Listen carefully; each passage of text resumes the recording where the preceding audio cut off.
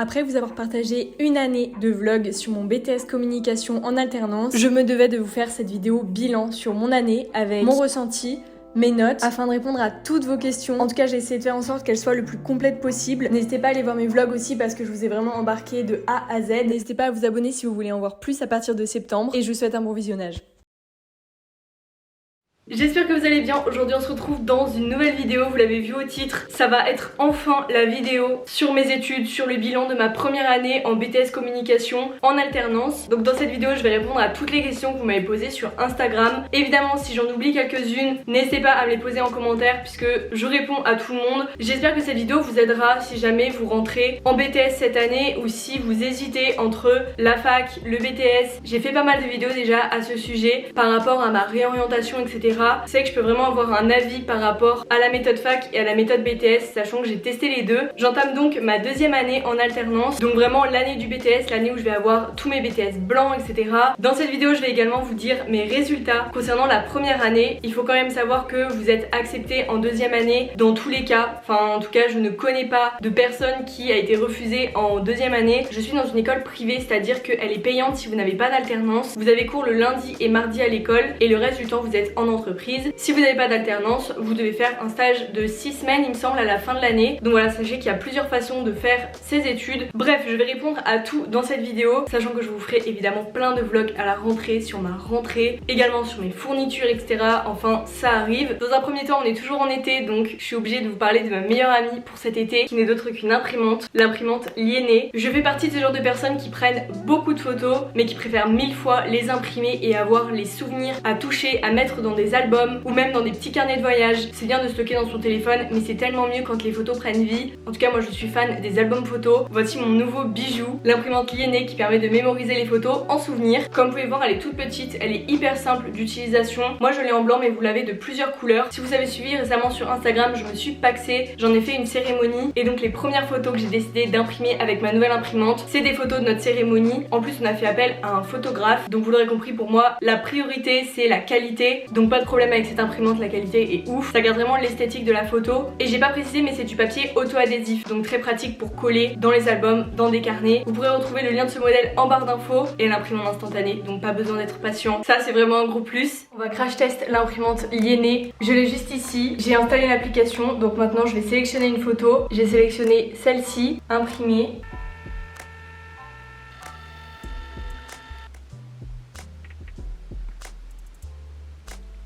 Je sais pas si vous avez vu, mais je vous en ai mis sur Insta des photos de notre Pax. Vu que c'est auto-adhésif, j'ai envie d'y coller quelque part. Par exemple, vous pouvez coller sur ce petit carnet, c'est notre carnet de compte. On est des vrais adultes maintenant. Je vais le mettre au début. C'est trop satisfaisant, regardez. Hop. Et je l'ai collé juste ici. Voilà, comme vous voyez, c'est hyper simple d'utilisation. Ça prend que quelques secondes à imprimer, donc c'est hyper rapide. Je pense que vous le savez, je suis très impatiente. C'est vraiment un truc pour moi. Mon copain avait imprimé Blue ici, puisqu'il s'en est déjà servi. Bref, j'arrête de parler, je vous laisse avec la suite de la vidéo. Je trouve cette collab trop cool, surtout pendant l'été où on a envie de conserver les souvenirs de nos vacances et de notre été tout simplement. Et si vous êtes en recherche d'idées cadeaux, honnêtement, je pense que ça peut que faire plaisir. Donc voilà, merci beaucoup à Lienné de m'avoir fait confiance et d'avoir collaboré avec moi pour cette vidéo.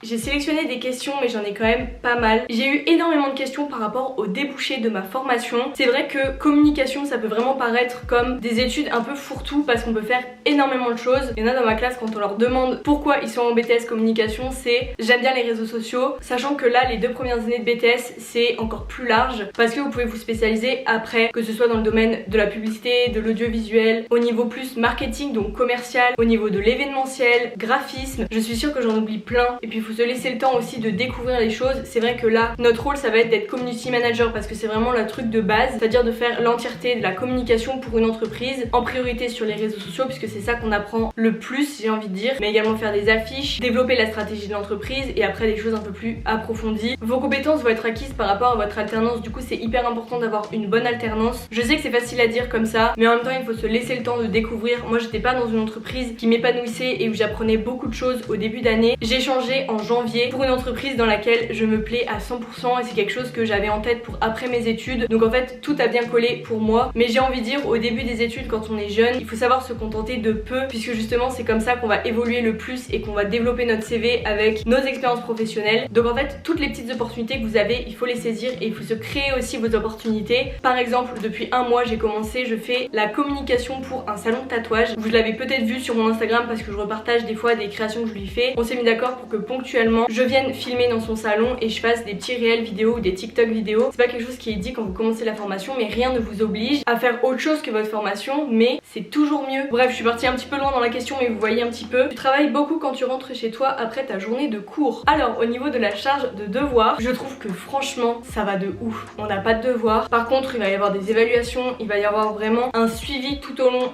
des 2 ans où les profs vont s'assurer que vous avez bien appris et bien acquis telle ou telle notion. Après ce que je trouve un peu dommage c'est que pour le moment en tout cas le BTS communication n'est pas en contrôle continu, donc en fait vous allez tout jouer lors d'une semaine d'examen fin de la 2e année. Mais bref ça c'est un autre sujet, c'est à dire que tout ce qui est bulletin etc, moyenne de la classe c'est bien, mais c'est pour vous, ou alors c'est pour votre patron pour qu'il sache que vous travaillez bien, etc. Forcément, je vous dirais de commencer à faire des fiches dès le début de l'année, de commencer à apprendre et à acquérir de nouvelles connaissances tout au long des 2 ans parce que ça passe hyper vite, mais il n'y a pas une pression de malade à se mettre, en tout cas je ne trouve pas, sachant que je travaille quand même pas mal pour les cours, mais surtout en cours, c'est-à-dire vraiment écouter, prendre des notes, etc. Et ça fait mes 70% du job. Je fais aussi beaucoup de Quizlet, j'utilise cette application depuis le brevet et vraiment ça m'aide énormément. En fait, vous rentrez toutes vos notions sur l'application et ça va vous proposer des exercices et je trouve que pour mémoriser les définitions, les dates, etc, il n'y a rien de mieux. En tout cas c'est comme ça que je travaille majoritairement. Forcément il y a des semaines qui sont beaucoup plus chargées parce que vous allez avoir 3 évaluations d'un coup et là je vais travailler plus évidemment, mais ça se résume pas en moyenne, mais en moyenne je pense que je travaille 3 heures par semaine juste pour les cours, donc en vrai ça va, j'en sais vraiment rien du tout. Quand vous êtes en semaine d'examen par contre là je travaille beaucoup plus. As-tu trouvé ta place et te sens-tu mieux qu'en droit? On a vraiment pu voir mon évolution à travers les vlogs, que ce soit lors de ma rentrée à la fac il y a quasiment 2 ans ou ma rentrée en BTS l'année dernière, et même par rapport à aujourd'hui j'ai l'impression d'avoir tellement évolué sur plein de choses, que ce soit scolairement parlant, sur ma méthode de travail, sur la façon de voir les choses, la façon d'envisager l'avenir, mes relations aussi autour de moi. Enfin bref, il y a tellement de choses qui ont changé que maintenant je suis tellement plus épanouie. En droit j'habitais dans un petit appart, j'étais loin de mon copain, il y avait des facteurs qui faisaient que j'étais pas heureuse, je me sentais pas à ma place tout simplement, et là le fait d'être rentrée dans la vie active mais en même temps de continuer les études, c'est tellement un bon compromis. Pour ceux qui ont peur de l'ennui comme moi, c'est vraiment les études parfaites parce que vous ne pouvez pas vous ennuyer. Déjà vous avez très peu de vacances, bon ça c'est vraiment épuisant quand t'as des examens à réviser mais que t'as pas de vacances. Enfin bref, on est traité comme des salariés, c'est-à-dire 5 semaines de vacances par an. Là j'ai pris toutes mes vacances en août, j'ai 3 semaines d'un coup, ça va être génial. Quand vous voyez cette vidéo je suis en vacances, j'ai trop hâte. Bref c'est pas le sujet. Emploi du temps typique d'une semaine en BTS. En gros on a surtout des blocs de 4 heures, des fois des blocs de 6 heures et des fois des blocs de 8 heures avec un même prof. J'avais dit ça dans une de mes vidéos et j'avais une fille qui m'avait dit mais c'est pas possible 8 heures avec un même prof. Et pourtant si, c'est totalement possible, c'est ce qu'on fait du coup dans mon école en tout cas. Je vous avoue que c'est pas ma méthode de travail préférée parce qu'on sent que le prof au bout d'un moment il en a marre, ce qui est totalement normal. Nous on décroche parce qu'au bout de 8 heures c'est vraiment compliqué, il y a intérêt de varier les activités etc.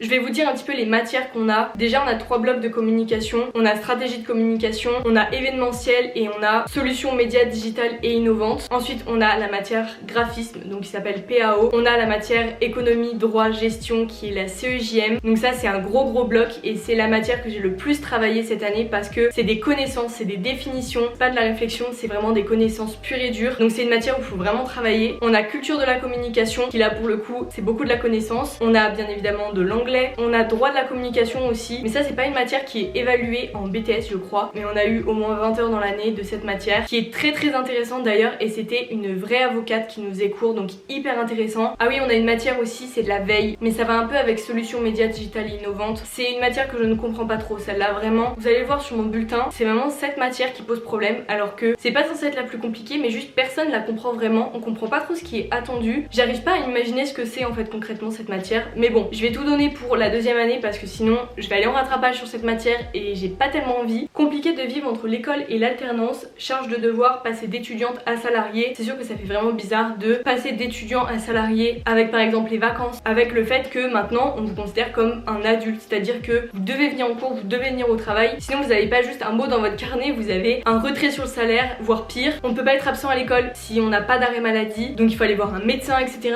Autant vous dire que j'ai été absent une fois je crois à l'école cette année, mais je vais être honnête avec vous, j'ai eu des absences aussi injustifiées, donc voilà, bref, je vais pas m'étaler sur le sujet, j'ai eu quelques heures d'absence cette année, que ce soit pour des rendez-vous médicaux, que ce soit pour tout simplement j'étais malade et j'ai eu un arrêt maladie de 3 jours il me semble en tout cette année, et j'avoue que vers la fin d'année, il y a des fois où je suis partie à 15h30 au lieu de 17h30, tout simplement parce que à la fin d'année on enchaînait les goûters, on faisait pas grand chose en fait, les épreuves BTS blanc étaient passées et très honnêtement j'avais plein de travail à faire à côté. Je sais que c'est l'école en priorité, mais là en fait ça me semblait pas pertinent de rester. C'est horrible de dire ça, mais voilà, bref, il y a des cours que j'ai séchés en fin d'année et ça c'est vraiment quelque chose pour la deuxième année que je veux éviter. Voilà, et je vous recommande absolument pas de sécher les cours bien entendu, mais on est dans une vidéo où je vous fais vraiment un récap de toute l'année, donc voilà. Suite à ton alternance en télétravail, souhaites-tu plus tard travailler de chez toi également? Donc pour tous ceux qui arrivent sur cette chaîne et qui ne savent pas ce que je fais en entreprise, donc de septembre à janvier j'étais dans une entreprise, c'était une salle de sport, donc je faisais la community manager, donc toute la communication autour de cette salle de sport. J'étais avec Garance d'ailleurs qui est dans ma classe, donc on était deux, c'était vraiment sympa, jusqu'au moment où Garance est partie, elle a eu une opportunité ailleurs et ça s'est de plus en plus dégradé en fait dans l'entreprise où j'étais, donc j'ai activement cherché une autre entreprise et c'est là que mon agent, je déteste l'appeler comme ça mais on va dire que c'est lui depuis plus de 2 ans qui gère mes collaborations etc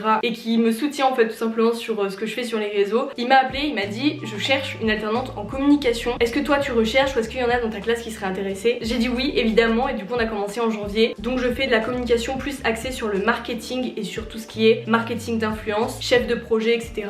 J'ai pas spécialement envie de faire une vidéo dédiée sur ça. Je sais que Pauline de la chaîne Popstrip a fait une vidéo sur ça justement, sur le fait d'être agent d'influenceur etc, même si elle n'est plus dans les études, elle est à 100% dans ça. Moi c'est encore différent parce que du coup c'est ponctuellement, je veux dire c'est toutes les semaines mais c'est pas du lundi au vendredi vu que j'ai école, mais bref j'aime beaucoup ce que je fais, ça me permet vraiment d'élargir mes compétences parce que je fais énormément de choses. Je fais pas juste la communication d'entreprise, j'organise aussi des événements, du coup je gère tout ce qui est influence dans l'agence, donc c'est hyper intéressant, relation avec les marques, il y a un petit peu une fonction de commerce aussi quand on doit négocier tel ou tel contrat, enfin c'est hyper intéressant. Bien sûr je suis toujours formée, je suis pas lâchée dans le grand bain comme ça, même si de plus en plus j'ai des responsabilités et j'en suis trop contente parce que vraiment ma seule peur c'est de m'ennuyer, j'ai très peur de l'ennui, c'est trop cool d'avoir tout le temps des choses à faire et d'être challengée aussi. Donc pour répondre à la question, je suis en télétravail parce que mon agence est à Lyon, donc j'y vais une fois par mois à peu près. À partir de septembre normalement on aura des bureaux donc je pourrais y aller plus souvent, mais oui le fait d'être en télétravail, forcément je vois ça comme un objectif de vie. J'aime trop être en télétravail, je peux m'organiser comme je veux, j'ai pas les temps de transport, j'ai pas forcément besoin de voir des gens, je suis pas quelqu'un de très sociable, donc ça me va parfaitement d'être chez moi. Je pense qu'il y a des personnes ça pourrait vraiment les renfermer sur elles-mêmes, mais voilà j'essaye de sortir le midi, d'aller au sport. Après je vis pas toute seule donc ça aide aussi à pas être renfermée sur moi-même. Est-ce que je ferai du télétravail toute ma vie? Je ne sais pas, mais pour le moment c'est quelque chose qui me correspond à 100%. Que veux-tu faire après ton BTS? Ça c'est la question qu'on m'a le plus posée. J'ai toujours voulu faire des études donc je ne souhaite pas m'arrêter après mes 2 ans. J'aimerais au moins continuer sur une 3e année, donc un bachelor, toujours en communication marketing, si possible ciblé sur la publicité, parce que je me rends compte c'est vraiment quelque chose que j'aime beaucoup, parce que tout ce qui est événementiel, graphisme, visuel, je sais que j'aime pas. Ce que j'aime c'est tout ce qui tourne autour de la vidéo, de la publicité, ça vraiment c'est quelque chose qui me hype. Après voilà je suis qu'en fin de première année, j'ai vraiment encore le temps de découvrir de nouveaux métiers etc. Donc après pourquoi pas déboucher en école de communication, donc sur un master, je ne sais pas. Voilà pour le moment je ne souhaite pas arrêter, je souhaite continuer et puis le fait d'être en alternance c'est vraiment bien, j'ai un pied dans les études et un pied dans le monde du travail, c'est très complémentaire je trouve. Est-ce que le rythme école-entreprise est compliqué et comment tu le gères au niveau de la fatigue etc? Écoutez je vais pas vous dire que c'est hyper simple parce que forcément ça change de, par exemple au lycée vous avez des semaines, je crois que c'est 25 heures que vous avez au lycée, là vous êtes en 35-37 heures, déjà il y a un rythme, on vous traite comme un adulte et en plus vous avez un examen au bout donc il faut travailler pour cet examen en continu j'ai envie de dire. Je vous avouerai qu'il y a des semaines où vraiment je déprime et je suis vraiment pas bien parce que j'ai envie de vacances, parce que le rythme est trop dur, parce que j'arrive pas à tout gérer comme je voudrais et c'est totalement ok, c'est normal d'avoir des moments de remise en question, c'est comme ça dans toutes les études, tous les travails, voilà c'est quelque chose d'absolument humain et je l'ai compris. Des fois j'ai des remises en question à cause de la fatigue, honnêtement oui peut-être qu'il y a des personnes qui seront pas faites pour ce rythme, mais je trouve que justement c'est challengeant et les semaines passent tellement vite que du coup on voit pas le temps passer, donc c'est vraiment bien ça, c'est vraiment un gros point positif. Est-ce que les moments à l'école sont pareils qu'en terminale, les profs sur ton dos, la pression etc? Je pense que tout dépend si vous êtes en BTS dans un lycée ou en BTS dans une école, mais après vous retrouvez vraiment l'ambiance de classe comme au lycée, on a un groupe WhatsApp, un groupe Insta, c'est pas comme à la fac où tout le monde est distant. Là on retrouve vraiment l'esprit de groupe, l'esprit du lycée. Là en fait c'est qui tout double, j'ai envie de dire, soit on vous voit et on vous prend vraiment de haut comme un adulte adultes, etc. Soit les profs, c'est pas vraiment des profs, c'est plus des formateurs qui ont une entreprise à côté et on peut les tutoyer. Alors bien sûr il y a ce respect mutuel, évidemment ça va de soi, mais c'est une relation un peu plus proche, j'ai envie de dire. Je veux dire, il y a des profs qu'on a sur Insta, etc. Enfin au lycée ce serait même pas envisageable. Après on est toujours sur votre dos comme au lycée, en mode il y a le diplôme à la fin donc il faut travailler. Quelle organisation pour les cours tu as adopté au niveau classeur, ordinateur, etc. Je vais vous faire une vidéo dédiée sur mes fournitures scolaires. Je pense que ce sera beaucoup plus simple sur toute l'organisation du BTS parce que je suis quelqu'un qui utilise énormément son ordinateur depuis la fac. Je me suis habituée à travailler comme ça, mais sauf qu'il y a des profs en BTS qui ne veulent pas que vous ayez votre ordinateur. Il y a même des profs, on doit déposer le téléphone sur leur bureau avant les cours, donc je vous avouerai que c'est vraiment très long quand on a 8 heures avec un prof, qu'on n'a pas notre téléphone ni notre ordi. Je dirais pas qu'on est addict aux écrans, mais quand on a l'habitude en fait de travailler avec ces outils, ça peut être compliqué à certains moments. Après c'est vraiment bien d'écrire parce que du coup vous avez plein d'automatismes au niveau de la grammaire, de l'orthographe. Qu'est-ce que tu as le plus aimé niveau travail cette année? Cette question hyper intéressante. J'ai énormément aimé tout ce qui tournait autour de la culture de la communication, tout ce qui est droit, tout ce qui est culture générale en fait, parce que on peut vraiment enrichir notre propre connaissance. On se dit pas juste ce sera pour notre diplôme. Et c'est le fait aussi de ne plus regarder les publicités comme on les regardait avant, c'est-à-dire que je croise une affiche dans la rue, je suis obligée de l'analyser. J'ai une pub YouTube avant ma vidéo, je l'analyse, la cible, pourquoi avoir utilisé ces couleurs, pourquoi avoir tourné ça comme ça. Bref, maintenant je suis matrixée. Te sens-tu prête pour la deuxième année, les épreuves et l'alternance en même temps? Et bah écoutez, oui totalement.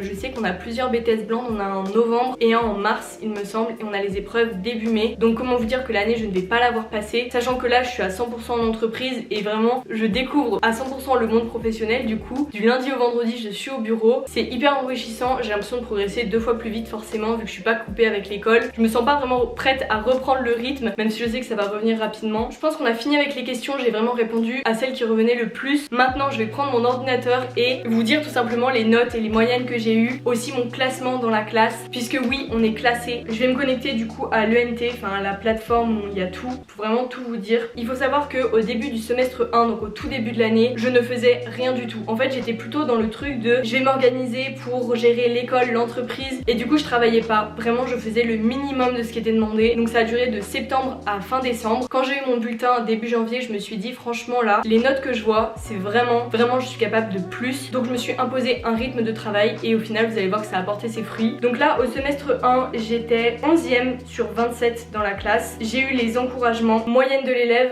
13,11 de moyenne générale. Et puis je suis quelqu'un qui a tout le temps besoin de se dépasser et de se prouver quelque chose à elle-même. Donc je me suis dit qu'est-ce que ça ferait si je travaillais. Surtout que au semestre 2 on a eu les notes du BTS blanc qui ont énormément compté dans la moyenne parce qu'il y avait les vrais coefs. Semestre 2 je suis donc 4e sur 24 puisqu'il y a des gens qui sont partis entre temps. Je me retrouve avec 14,89 de moyenne générale. J'ai les encouragements. Donc voilà, franchement très contente. Si vous voulez savoir la moyenne de ma classe au niveau de l'année, la moyenne de la classe est à 12. J'ai devant mes yeux les résultats de mon examen blanc, donc vraiment ma semaine de BTS. Je suis 2 sur 24 dans la classe, donc j'ai très bien réussi mon examen blanc. La moyenne de la classe est de 9 et j'ai eu 14,78. Je suis mais vraiment trop contente, je me suis donnée à fond et du coup honnêtement ça me fait moins peur pour l'année qui arrive. Je vais vous dire mes moyennes comme ça vous pourrez vous rendre compte un petit peu de ce qui est demandé. Donc culture de la communication j'ai eu 15,5. En anglais j'ai eu 15 et 13, c'était un écrit et un oral, ce qui me fait une note de 14. En CEJM, donc tout ce qui est économie, droit, gestion, j'ai eu 19. En solutions médias et digital innovante j'ai eu 12. En gros il y avait 2 notes dedans, j'ai eu un 8 dans le lot et l'autre j'ai eu un 15. En graphisme j'ai eu 18, donc ça c'était un oral basé sur un portfolio qu'on avait fait, etc. Et en stratégie de communication j'ai eu 12,77. 45 minutes que je filme, j'espère que vous aurez aimé cette vidéo, que j'ai répondu à toutes vos questions. J'ai certainement oublié plein de choses, peut-être que je rajouterai un petit peu au montage, ou si vous avez des questions encore une fois n'hésitez pas. Je reviens pas que j'ai enfin fait cette vidéo depuis le temps qu'on me la demande, mais je voulais vraiment avoir tout, que ce soit mes notes, le recul nécessaire parce que là du coup ça fait 3 semaines que je suis plus à l'école. Donc voilà, c'est chose faite, j'espère que ça vous aura aidé. Dites-moi dans quelle classe vous rentrez en septembre, ou alors si vous travaillez, si vous êtes déjà dans la vie active. Enfin voilà, dites-moi ce que vous faites. Bien évidemment vous trouverez toutes les informations concernant l'imprimante Lienné en barre d'infos. Si la vidéo vous a plu, n'hésitez pas à la liker et à vous abonner, ça fait toujours plaisir. Et nous on se revoit bientôt dans une prochaine vidéo. Salut!